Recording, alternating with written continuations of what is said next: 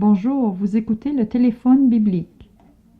Une multitude de personnes sont avides de conseils éclairés et salutaires. Ceux qui ont eu du découragement ou se sont sentis abandonnés ne savent plus qui croire. Tous ceux-là peuvent me faire confiance aujourd'hui et se fient à mon conseil, car il a la parole de Dieu comme source de son autorité. Prenez l'habitude de lire votre Bible quotidiennement et vous trouverez la force de vivre. La Bible nous dit clairement qu'à la mort, nous ne pouvons rien emporter. Il s'en va comme il est venu. Comme il est sorti du ventre de sa mère, il s'en retourne nu ainsi qu'il était venu. Et pour son travail, il n'emporte rien qu'il puisse prendre dans sa main. Ecclésiaste chapitre 5, verset 14. Parce que le péché est entré dans le monde, la mort est devenue le lot commun à tous.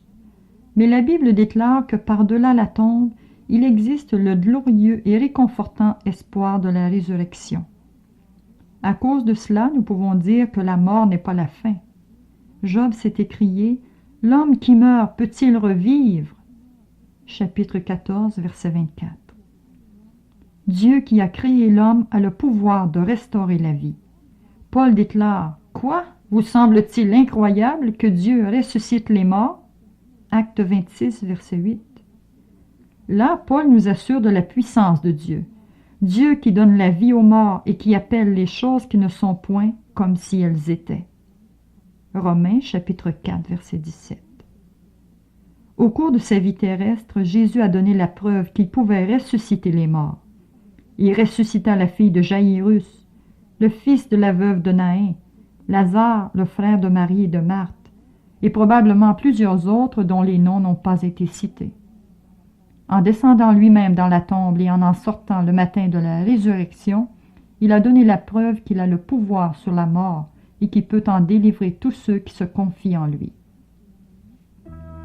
Mon ami, le Christ nous a laissé une promesse magnifique à laquelle vous pouvez vous fier entièrement. J'étais mort, et voici je suis vivant au siècle des siècles.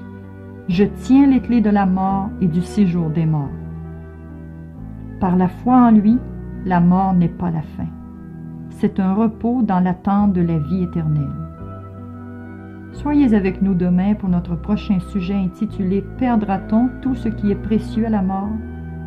Si vous désirez des éclaircissements particuliers sur le sujet, posez-nous la question et laissez vos noms, adresses et numéros de téléphone après le signal sonore. Il nous fera plaisir de partager plus en profondeur avec vous. Nous vous rappelons que ces messages vous sont offerts par vos amis de l'Église adventiste au Québec, un service dans votre communauté.